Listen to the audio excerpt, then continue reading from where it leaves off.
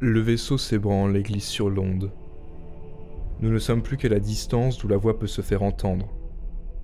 Les sirènes nous ont aperçus. Soudain, leur voix éclate. « Viens, Ulysse, viens, héros fameux, l'honneur de la Grèce.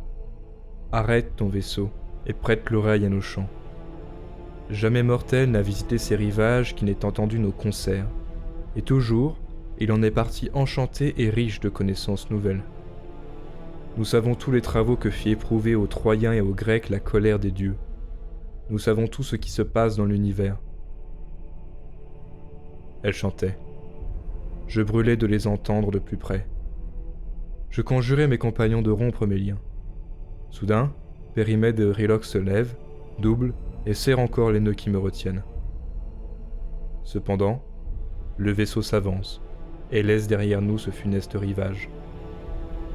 Nous n'entendons plus la voix des sirènes et leur perfide mélodie. Mes compagnons retirent la cire qui bouche leurs oreilles et me rendent la liberté.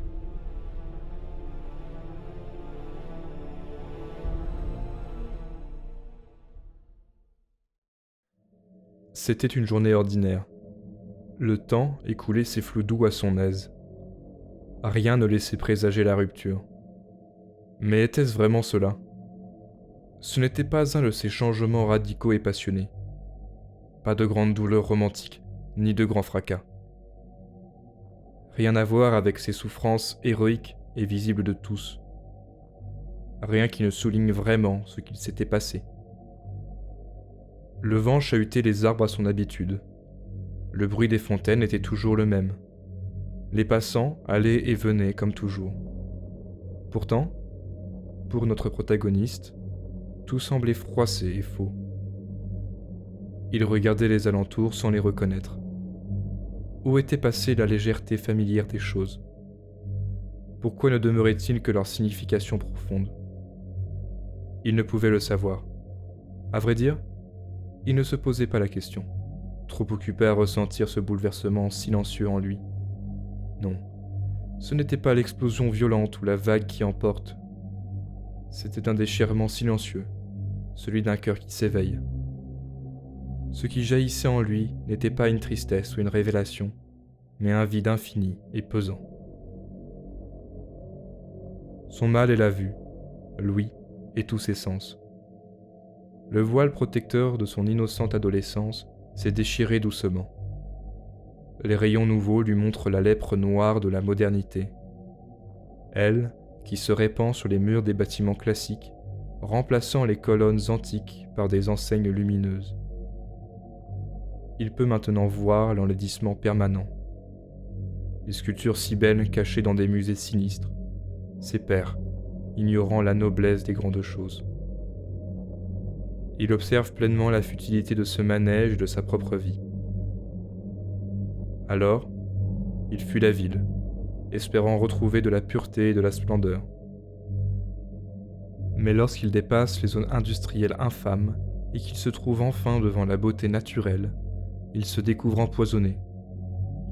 Au lieu de trouver repos et réconfort, les paysages déserts se font l'écho de son vide. Vient alors une angoisse sournoise. Elle le tenaille, nuit et jour. Alors il revient en ville, décidé à œuvrer. Mais l'ami se rend compte de l'indifférence des gens et du monde. Croit en lui la déchirure. Le voici enfermé. Le voici qui est le monde. Comment lui en vouloir ? N'est-ce pas normal, face à ces gens qui détruisent sans sourciller tout ce qui est beau et grand ? Le dégoût s'installe en lui. Il perd peu à peu la foi. Il sombre dans son ressentiment, il s'en fait une muraille. Mais la seule chose qu'il trouve en elle est une léthargie vaincue et sans espoir. Que devient-il dans son château de solitude ? Sa blessure le lance toujours. Il emploie ses jours à la faire taire. Quel est son opium ? Est-ce l'art ? Est-ce le progrès de son être ? Est-ce le sacrifice à une grande chose ? Non. Au mieux, lorsqu'il a la force, il se tue dans un travail absurde et inutile. Quand il n'en peut plus, il s'égare en des paradis numériques jusqu'à s'endormir. À mesure que le temps passe, tout lui convient pour fuir, pourvu que ce soit facile et immédiat. Le voilà pris dans une destruction méthodique de son être et de ses forces. Un jour, peut-être, rejoindra-t-il les dépossédés. Imaginez un instant Ulysse seul, sans ses compagnons et surtout sans ses ruses. Imaginez qu'en sa seule possession soit la niaiserie et l'inexpérience d'un jeune adolescent, ou plutôt la faiblesse d'un homme meurtri par ses désillusions. Nul besoin de réfléchir longtemps. Son navire serait par les fonds et lui serait ensorcelé et à la merci des redoutables créatures marines. Et si nous étions ce Ulysse, aurions-nous déjà sombré ? Et si vous hésitez encore quant à la réponse, ne pensez plus aux sirènes et à leurs chants. Pensez au petit carré lumineux qui est dans votre poche et à ces notifications qu'il emploie incessamment pour lui faire avoir toute votre attention. Ça ne vous dit toujours rien ?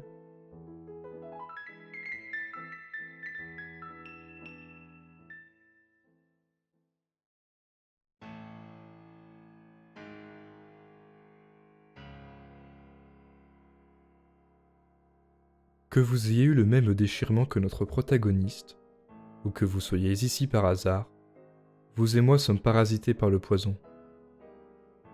Quel est ce mal despotique ? Qu'advient-il quand triomphent les sirènes ? C'est simple, c'est la facilité, c'est l'assoupissement. Les grands jeux qui nous entourent nous font plonger, non pas dans un sommeil paisible, mais dans une torpeur cauchemardesque et morbide. Ici, l'individu n'en est plus un. Il s'enivre. Sa propre sensibilité est alors un poids trop pesant. Celle du groupe sera sa substitution. Il ne fera alors qu'un avec la masse, en un être dionysiaque assoiffé de tout ce qui comble le néant laissé par la disparition de l'être. Que se passe-t-il pour nous dans ce marasme ? Nous perdons tout. Cela commence par notre temporalité.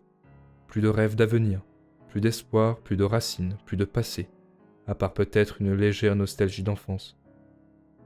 Le poison s'attaque ensuite au cœur. On ne ressent plus, ou du moins, juste assez pour un émoi social lors d'un deuil, une séance de cinéma ou un ragoût croustillant.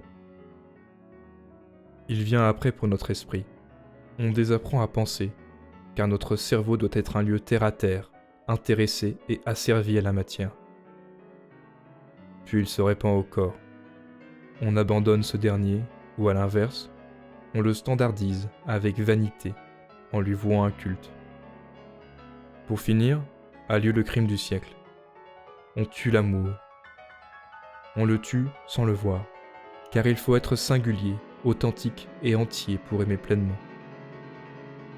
Ivre de poison, on commercialise ce qu'on a perdu, le rire, le beau, l'espoir, l'amour. Et voilà les dépossédés qui paient et offrent leur temps précieux pour retrouver et vivre par substitution une version amoindrie et illusoire de ce qu'ils ont laissé prendre.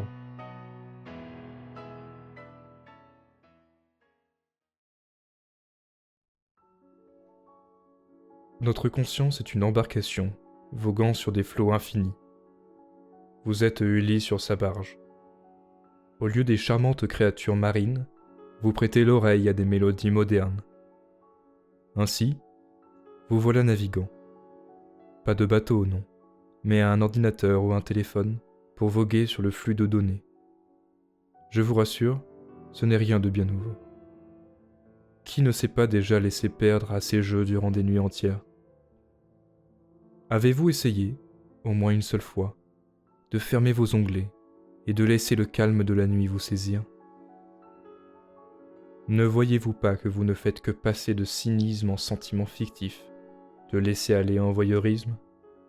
Vous êtes un Ulysse, oui, mais un Ulysse seul, faible. Alors vous laissez le hasard décider des moments de lucidité, elle qui repartira à la première notification. À dire vrai, nous nous gavons, vous et moi, d'informations, d'opinions, d'avis ou de fantasmes numériques. Au réveil, durant le jour et avant de dormir, nous nous jetons non dans le monde, mais dans un désordre de données. Car oui, ni actualité, ni distraction, ni opinion n'appartiennent vraiment au monde. C'est une sorte d'amas de conscience intangible dont les portes d'accès sont nos écrans. Par cela, nous avons désappris à nous connaître, à arpenter le monde, à savourer ses couleurs et ses enchantements. Nous préférons inventer un avatar, comparant nos vies, nos passe-temps et nos amis avec d'autres avatars. Voilà une fausse réalité. Voilà un mauvais copier-coller qui nous saisit pour ne plus nous lâcher. Le vacarme qui se répand alors dans nos cerveaux n'est ni la voix, ni le bruit du monde.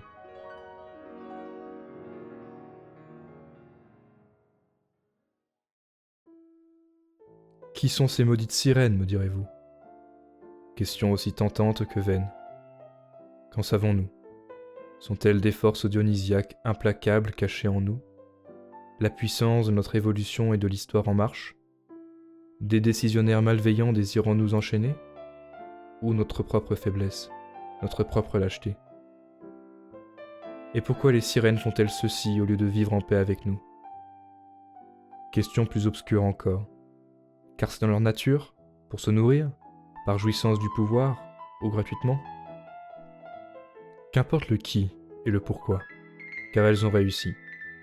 Nous sommes asservis, dévorés et assoupis. Alors, évitons des questionnements vains. Œuvrons plutôt à rompre nos chaînes, car là est encore une chimère qui empêche d'agir. L'intelligente vanité nous pousse à vouloir tout connaître, là où la sagesse nous fait accepter le mystère. Par cette dernière, nous évitons le poison au lieu de chercher à le comprendre. Un sommeil critique ou sceptique reste un sommeil. Il n'est pas homme qui vive assez puissant pour comprendre le tout du monde, de l'humain qui le peuple et de la vie qui l'active.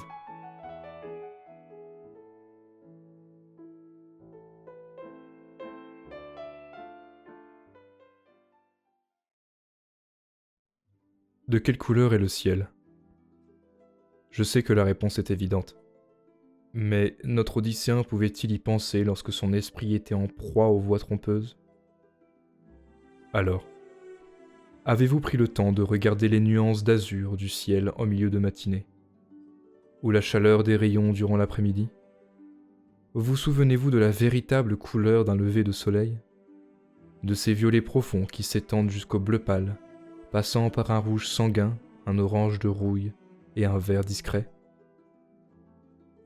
Soyons honnêtes. Depuis quand n'avons-nous pas pris le temps d'observer cette merveille qui se trouve au-dessus de nos têtes? L'habitude, me direz-vous? Rien de bien nouveau?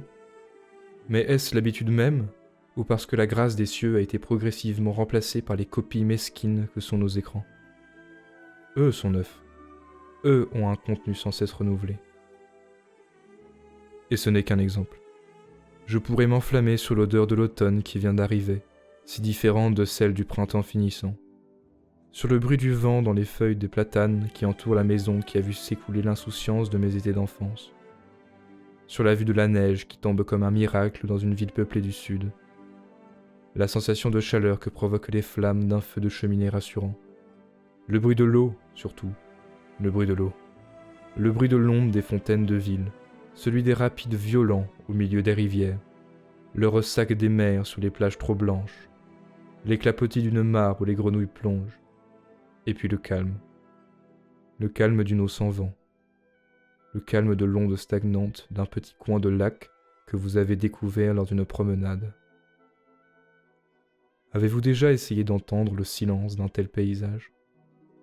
De saisir la beauté qui enlace vos sens comme vous saisit le froid du premier matin de l'hiver? De voir l'élégance invisible d'un horizon figé et de sentir l'odeur du temps et des saisons? Avez-vous déjà couru après un lever de soleil pour prendre dans vos bras son éphémère vision depuis le plus haut point que vous aviez en vue? Depuis quand vous retenez-vous de respirer? Nous sommes au bord de l'asphyxie, comme tous les enfants du début de ce 3e millénaire. À quoi bon chercher un responsable? Nous sommes les enfants chéris qui avons tout eu, et cela nous a masqué l'essentiel. Pourquoi blâmer nos pères Pourquoi blâmer le ciel? Pourquoi blâmer nos mères? Nous avons toujours nos sens pour retrouver la vigueur et repartir explorer la profondeur, le mystère et les petites beautés singulières de ce monde.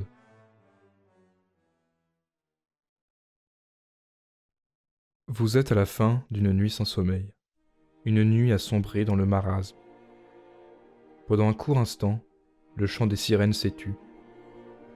La première lueur du soleil vient vous sortir de la brume qui entourait la barge de votre esprit perdu.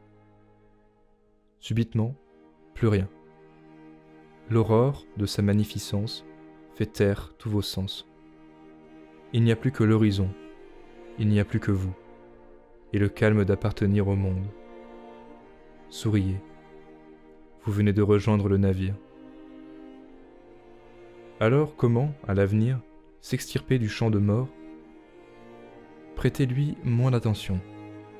Écoutez les sons du monde, non ceux de sa copie. Vous trouverez votre chemin en entendant votre cœur se serrer, en acceptant la nausée. Alors vous pourrez trouver ce qui la soigne. Et après, voyagez, découvrez, émerveillez-vous, renforcez vos corps et vos esprits affaiblis par le poison, pour saisir, toujours un peu plus, les infimes moments et les infimes lieux où le beau foisonne. Entamez votre odyssée. Entourez-vous de compagnons féroces et fidèles qui sauront couvrir vos arrières. J'ai d'ailleurs moi-même besoin de matelots pour m'attacher plus solidement au mât. Partons chercher la toison d'or, car c'est ce qu'est la vie. Alors, de quelle couleur est le ciel ?